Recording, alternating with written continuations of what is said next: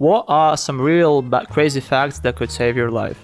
If you sit down to shit in prison, remove one foot completely from your pants so you can get up and fight if attacked. If you find yourself stranded in a desert, ration sweat, not water. Of course, don't drink all of your water in one go, but the rate at which you'll dehydrate and overheat if exerting yourself, for example walking, hiking too fast or climbing over obstacles in the heat of the day, will kill you much quicker. Many people are found dead with water, which is terrifying.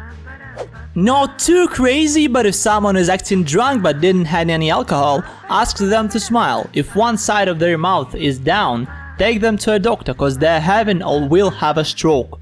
If you're choking, don't get embarrassed. Don't go to the bathroom, don't walk away from people. I've seen a couple people nearly die because they were panicking and walked away from the dinner tables and such while choking. Do the universal sign for choking with both your hands on your neck and most people will get the message. Tea bags stop bleeding. They have an acid called tannic, which is a natural clotting agent. This actually works. Had wisdom teeth out a while back and the extraction didn't go well. Took over an hour for the dentist to remove one of them. Sent home and the bleeding wouldn't stop. Read about the tea bag thing, use a tea bag or rather a couple of them to stop the bleeding. Remove the staple first or you may do more damage than good. Oh, and be sure to check reviews on your dentist before letting them pull teeth. That was torture and took 6 months before my mouth returned to normal. If the forest suddenly falls silent, stop and listen. More often than not, it means apex predator is near. Silence is the boss music of the forest. Never try to fix a microwave. Yep, even when unplugged they can hold enough current to kill you for up to a few days. They only kill you for a few days? When you come back to life, do you remember what happened? If you end up having to survive in a forest, crickets or grasshoppers chirping is not annoying.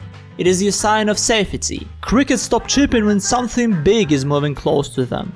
Sucking out snake venom doesn't work. If you've been bitten by a venomous snake, take a clear picture from a distance and call an ambulance immediately. The picture will be used to identify the snake species in order to get the most effective antivenom.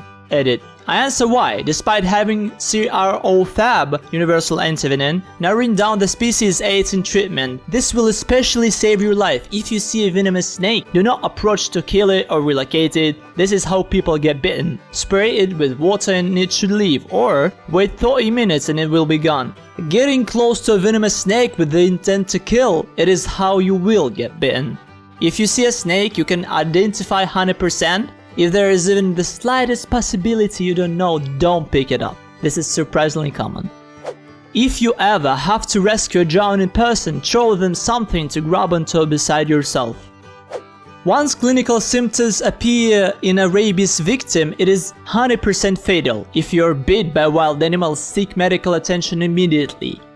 Put a lid on a flaming pan to smother it and remove from heat carefully. Never throw any liquid on it, don't remove the lid for at least 5 minutes. If you get stabbed or impaled, leave the foreign object alone. Do not attempt to remove it. Yeah, it's horrible and it's freaking you out, but your odds of survival are much higher if you just leave it be. Medical professionals will remove it in an environment equipped to deal with it.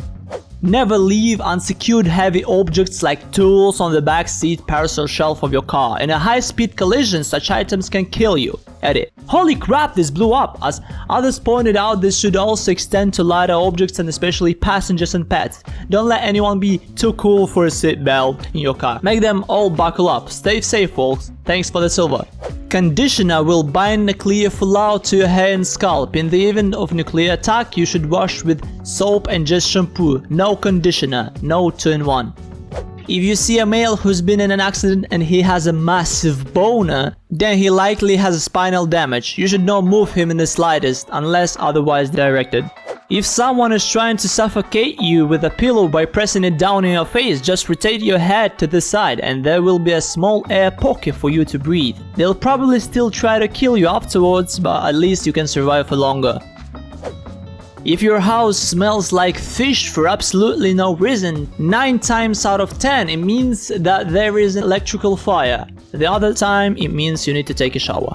If you're a lady being followed in a city, liquor store, corner stores are great places to duck into. Clerks are great people to tell. Have been followed in sketchy neighborhoods a number of times and they've been written down to tell a creepy fucker off or just keep an eye out for me 9.5 out of 10 times. Would write a note to them if I could.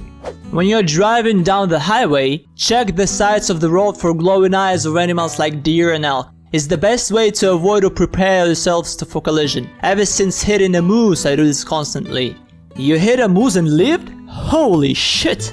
My dad hit a moose with us in a car and everyone lived, except for the car. The car was totaled. The moose just picked itself up and walked away. You do not have to eat every day. You do not have to eat every day. It is far more important to find clean water and shelter than food. Focus on those first. Most people have enough food on them to survive a really long time, assuming they stay warm and hydrated. I did some swimmy stuff in the service, so here is some water survival advice. Most people will drown in 7 feet of water because their feet do not touch the ground. If you are close to shore, it's relatively shallow, 10 to 20 feet. Instead of wasting energy trying to keep your head above water, rest on the bottom. Jump in the direction of safety while swimming underwater as you come up to the surface. Then, as you reach the top, take a few breaths, then sink to the bottom and repeat. You're basically walking underwater to an extent. Takes a lot of nerve to achieve, but if you stay calm, it can and will save your life. Imagine drowning in 7 feet of water because you tried so hard to stay on the floor when you could have just hung out on the bottom that's 2 feet below your feet.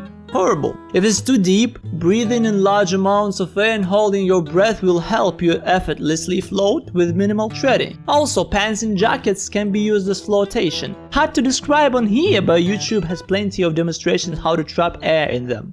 When I'm done reading these comments, I'm gonna be immortal.